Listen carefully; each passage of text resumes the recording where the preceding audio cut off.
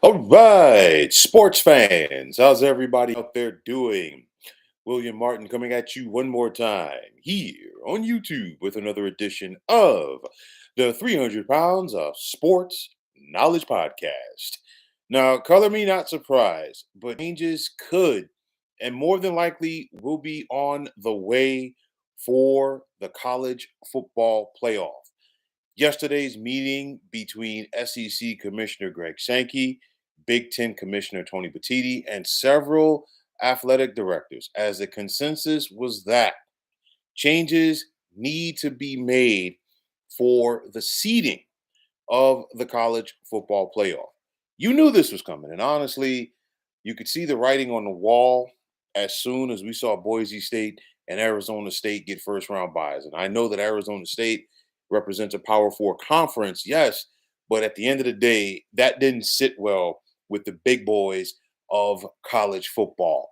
The Big Ten and the SEC are pushing for that 14 team college football playoff while also floating the idea of four automatic bids for each of their respective leagues and two automatic bids for both the Big 12 and the ACC. The question is going to be because it needs to have a unanimous vote in order to for these changes to go down. And at the end of the day, will the SEC and the Big Ten get that unanimous vote?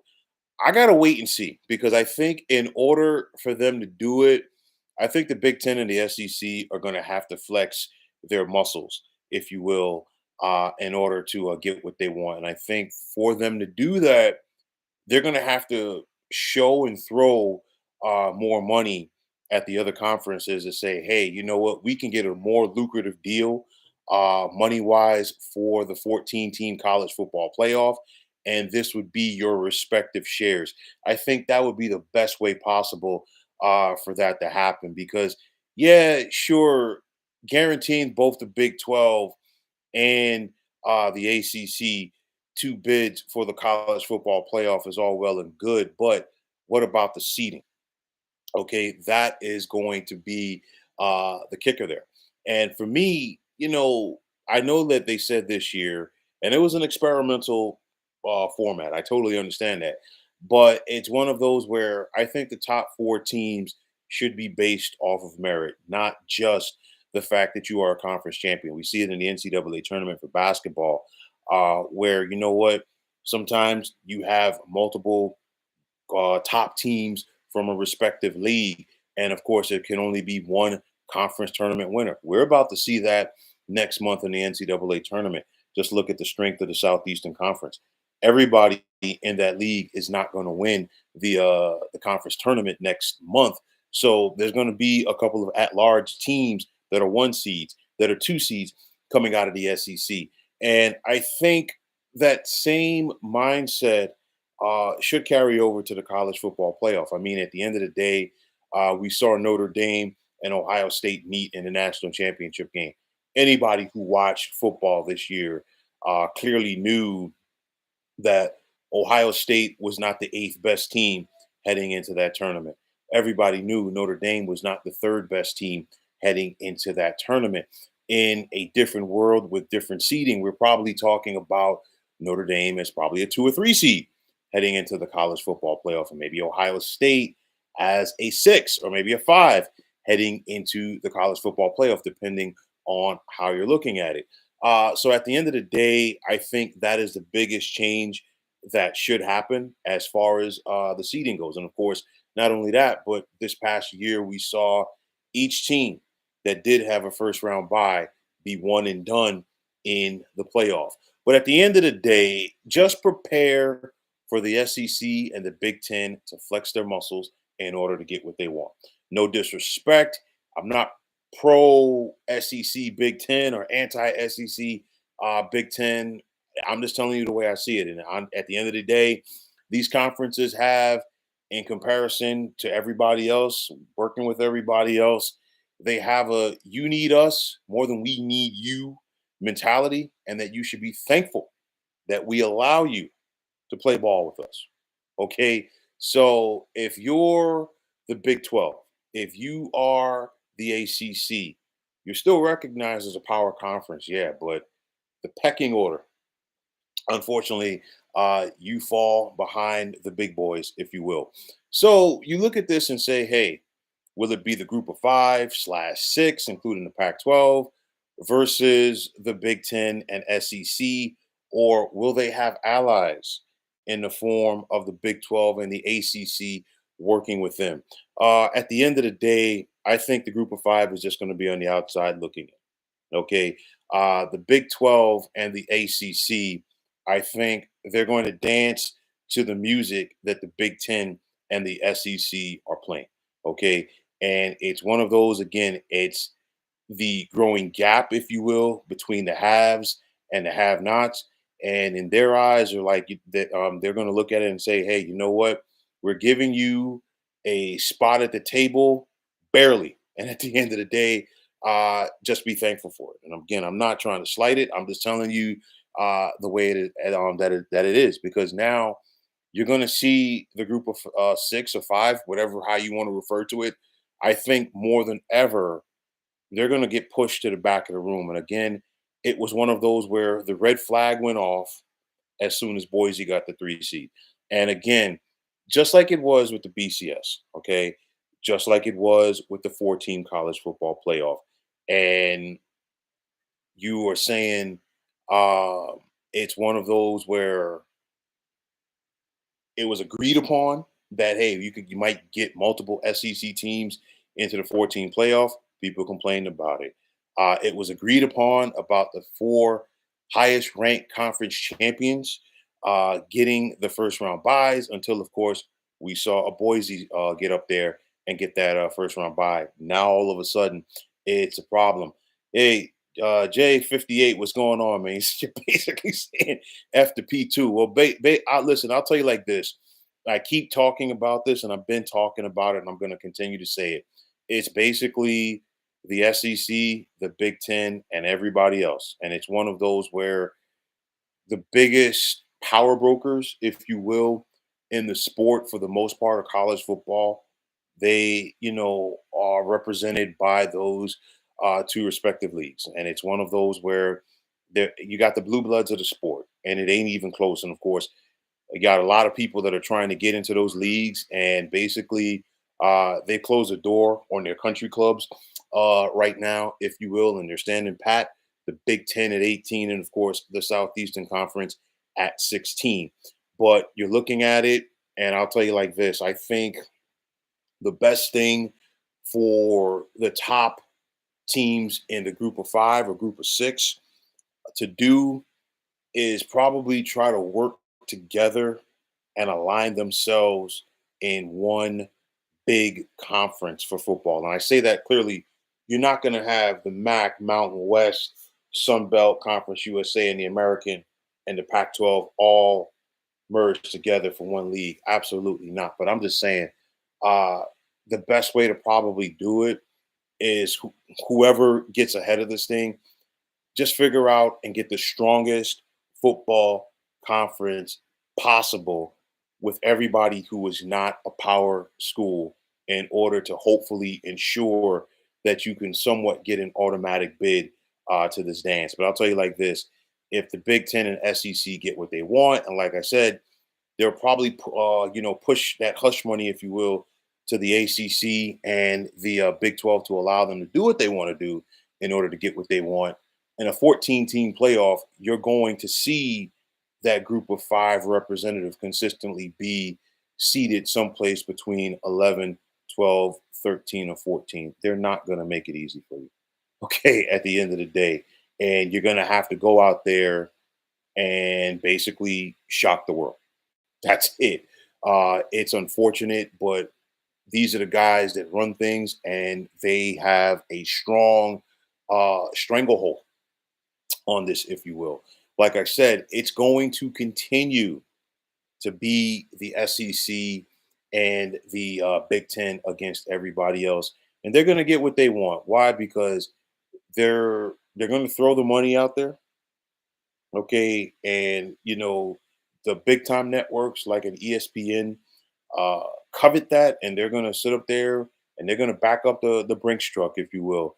And the Big Ten and the SEC are going to tell everybody else, "Hey, listen, if you guys play ball, this is how much money that we can get, and it's going to be more money than what they're getting now. And at the end of the day, that's all these power brokers care about. No ifs, ands, or buts about it. You are saying if the CFP goes to 14 or 16 teams, the Big Ten, SEC, I love how you put the dollar sign right there for SEC, would likely get at least 4 teams anyway. They don't need the automatic qualifiers.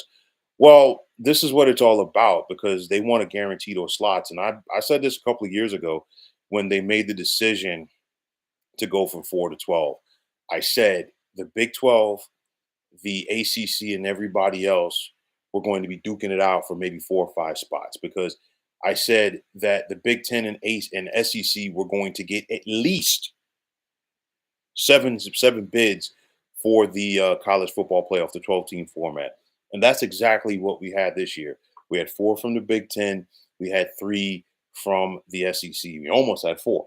Okay, and it's one of those where, of course, going to a 14-team playoff is only going to ensure that more. And this is where I think one of the problems lies because we're always going to have at least one team, one school that says, "Hey, we should have been in," regardless if it was the old BCS format, the 14 playoff, you name it. There's always going to be another team, and I think the expansion is going to consistently be there because the networks are going to continue to throw the money at them. Why do you think there's a very good chance, and I think it would be bad if it happened, but of course, I don't, have a seat, I don't have a voice in this, but nonetheless, as far as the NCAA tournament going from 68 teams to 76, all right, it's all about the money, and the networks are going to go out there and throw the cash at them, and that's what's going to happen. The networks are going to throw more money, in this case, ESPN, because they are the exclusive home to the college football playoff. They're going to say, "Hey, we'll give you more money if you go to 14." And the Big Ten and the SEC, of course, they're going to want that because they want their 4 automatic bids. Then on top of that, the Big Ten and SEC secretly are trying to ensure that, hey, if we go to 14, our conference champion gets the 2 first round buys if it's a 14 team playoff. They're trying to model themselves, if you will, after the NFL playoffs, which are currently at 14 right now as well. So basically, what you're going to have is the 1 seed is going to be the Big Ten or the SEC champion. The 2 seed is going to be the Big Ten or the SEC champion. The 3 seed is probably going to be the Big Ten conference champion runner up or the SEC conference champion runner up. And the same thing can be said about the 4 seed, and then we'll start thinking about the ACC. Then we'll start thinking about the Big 12, of course, the Notre Dame factor, and then, oh yeah, the Group of 5. That's just the way that it's going to be. So for me, it's not a matter of if, it's more like when it happens. And like I said before, they're going to throw the money at them in order to go out there and get this done, and they're going to get their way. It's just the name of the game. You might not like it. You might like it. It depends on whatever avenue uh, that you come from on this. Make no mistake about it. They're going to ride the brakes on this until they fall off, or they're going to ride this until the brakes fall off. Rather, it's one of those where I liken college football right now to NFL junior. And the reason why I say it is this: the NFL is going to continue to extend its reach, if you will, because there's a growing international market for it, which is why we're seeing all of these games played overseas in different countries right now. All right. And they're going to do that until the brakes fall off. And I think college football is right there. College football has always been popular, but I don't think that its popularity has never been higher than what it is right now. This 12-team college football playoff was exciting. In my opinion, of course, my opinion, as far as decision making doesn't amount to a hill of beans. I totally understand that. But nonetheless, my opinion is they should stay at 12. Okay. And, just tweak it a little bit. You don't necessarily need to give all four or like have the first round buys for conference champions. And I think what they're also trying to do is, in my opinion, ensure that they don't get first round or second round matchups where, you got some of the big boys from the power conferences, a la the SEC and the Big Ten, facing off so early on in the playoff. I mean, you look at this 12-team playoff this year. Oregon was the only undefeated team in the tournament. They were one and done. They got destroyed by Ohio State, an Ohio State team that they had faced earlier this season. And then on top of that, basically Oregon, their chances got derailed early. So I think what they're trying to do is ensure that matchups like that go are scheduled a little bit further down the slate. Okay, and that's what they're going for. We saw it where, say what you want, getting back to this year's college football playoff. I'll still say Arizona State got robbed in that game against Texas. There was some bias there, in the officiating, in my opinion. Okay. Uh, but nonetheless, it's one of those where I think the big boys are just going to go out there and try to flex their muscles. You're saying, as an Oregon State fan, newly G6, I'm tired of this crap. The P2 is getting fatter while the rest of us are supposed to be happy with the crumbs from the big boy table. Listen, it's one of those where I've been talking about this for some time now. That gap between the haves and the have-nots, continues to grow in college football. And I've said it before and I'll say it again right now. This is why college football needs a commissioner.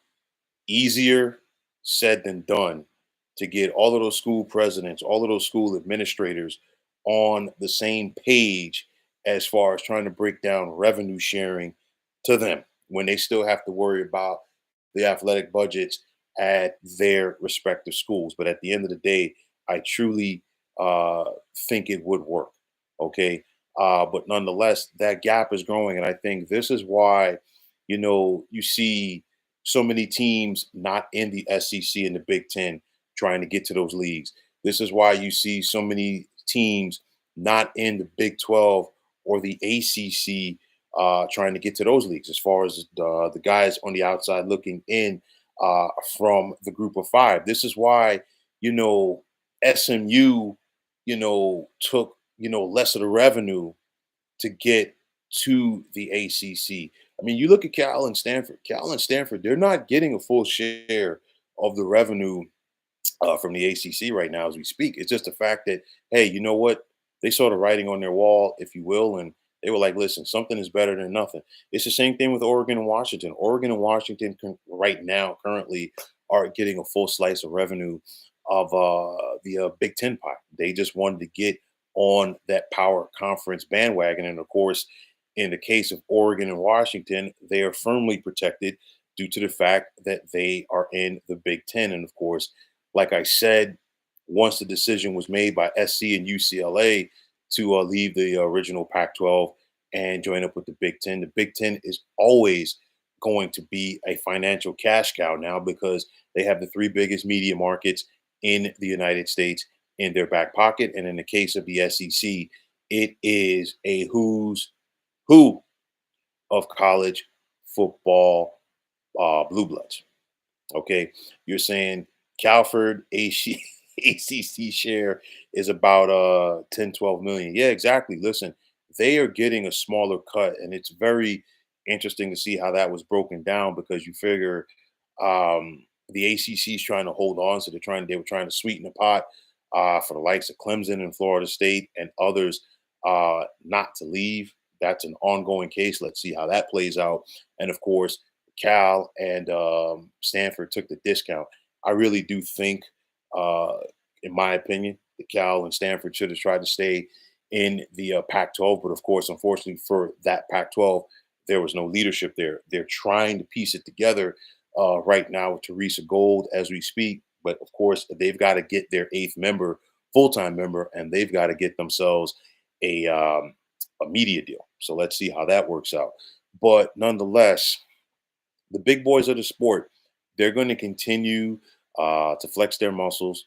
And of course, the big boys of the sport, in this case, being the Big Ten and the SEC. I'll tell you like this. I think that the SEC and the Big Ten will get the votes from uh, from the ACC and the Big 12 on this. I will say this though, if it goes through, I don't think the ACC and the Big 12 are going to be happy because again, we're going to see complaining about seeding, regardless. But for the Big 10 and the SEC to get what they want from the group of five or group of six, they're going to have to sweeten the pot a little bit in order to make that happen. Okay, whether it's money, whether they are making sure or they're going to ensure that the group of five winner doesn't get shafted in the seeding, meaning they're not consistently stuck in that 13 or 14 row. Maybe this can work. And who's to say? Okay, and this is something else I think the group of five right now should fight for. Who's to say that it shouldn't be one group of five team? Because what if you have two group of five teams that are ranked in the top 20? Okay, and I'm just throwing it out there. Okay, all of these things are possibilities because if you're the group of five right now, the group of six, the big boys need you just as much as you need them because again, this vote has to be unanimous. So if they need your vote and they need you to vote yes, you got to make sure that they give you some concessions. You're never going to be on equal ground with these guys, okay? But you have to do whatever you can do to try to go out there and give yourself the best opportunity to have a legit seat at the table and you don't get shafted. That's at the end of the day. But nonetheless, I think there's still going to be a lot of backdoor politics, a lot of moving and shaking. I do think somehow and some way the SEC and Big Ten, like always, are going to get what they want. It's not a matter of if, it's more like when we get the 14. And, to your point, Jed, we possibly could get to 16 somewhere down the line, but I think for now, they want to push for 14 because I think the allure of getting first round buys and putting them in a premium, especially when there would only be two, I think changes things. But if you're going to talk about and say, hey, you're only going to make those first round buys the exclusive province of the SEC and the Big Ten. I don't see the Big 12 and the ACC getting on board with that. Okay. It's got to be something where it has to be the top two teams. But here's the other thing more than likely, it is going to be, you're going to consistently see the SEC and the Big Ten with those first round buys in a 14 team playoff. Why? Because think about it, you're probably guaranteed a top five matchup in the conference championship games for both the Big Ten and the SEC. Heck, we saw that from the SEC when it was still in the BCS. Okay, so you know that like that's going to consistently be the case now, especially since these leagues have done away with the East-West format for their respective conferences. It's the way it is. And it's just, you just got to deal with it. You're saying for 2026 and beyond, CFP format will be decided by the P2. Absolutely. Unanimous voting for the format ends after the 2025 CFP. Like I said, if you or everybody else and you want to try to get this thing to work for you and you want the SEC and the Big Ten to give you some concessions, now is the time to do it. Speak now or forever hold your peace. Because once we get to that next chapter, these guys are going to be off to the races, and that is going to be it. So it's crazy. It's February. We're talking about this, but at the end of the day, it's the politics of the sport. College football rules the roost when it comes to collegiate athletics. And of course, the SEC, and the Big Ten, they've got plenty of stroke behind it. But, folks, that is going to wrap it up. And as always, I want to take this time out to thank each and every one of you for tuning into this 300 Pounds of Sports Knowledge podcast here on YouTube. Jeff 58, I love that Oregon State helmet. I'll tell you like this personally, when it comes to the Beavers, 'cause I've always been a fan of different college football helmets. My favorite Oregon State helmet, my favorite Oregon State uniform. Okay, we got to go back to about 25 years to the days of the likes of Ken Simonton, Chad Johnson, TJ Hushmanzada, uh, Steven Jackson, and of course, one Phil Swancut. Those uniforms, I was always a fan of the white jerseys with the orange pants, as well as the all black uniforms. I thought that all black Oregon State uniform with the orange trim around the neck was a classic. I still remember when the Beavers destroyed Notre Dame. I think it was about almost 25 years ago in the Fiesta Bowl. I think the final score of that game was 38 to 9 or something like that. That was when the Fiesta Bowl was still played out at Sun Devil Stadium, home of the Arizona State Sun Devils, as well. You're saying TJ is your man. Met him, great guy. I thought I always thought he was a good wide receiver. 41 to 9. I knew I was close. I said 38 to 9. I was a fan of TJ Houshmandzadeh's at Oregon State, and I think it was kind of fitting and nice that he ended up on the same team in the NFL with his college teammate and Chad Johnson, and they basically wore the same colors, black and orange. Sometimes things like that work out. But yeah, definitely, man. Hopefully, this works out for the Beavers and Washington State as they're looking to, revive the once proud Pac-12. And if you like what you saw and heard on this podcast, that like button, folks, and please feel free to subscribe to this channel. Trust me, the support is greatly appreciated. As always, if you are on the X, formerly known as Twitter, please feel free to follow me at 300 Pounds of Sports. And like I always say, if you follow me, it'll be my pleasure to follow you right back. There's also the sports discussion group on Facebook at the Sports Depot 365. You can check it out. Drop a line to be a part of one of the better sports debating sites going on social media. So once again, fine folks, my name is William Martin, and I am signing off. I'm saying thanks once again for tuning into the 300 Pounds of Sports Knowledge podcast here on YouTube. Be well, everybody.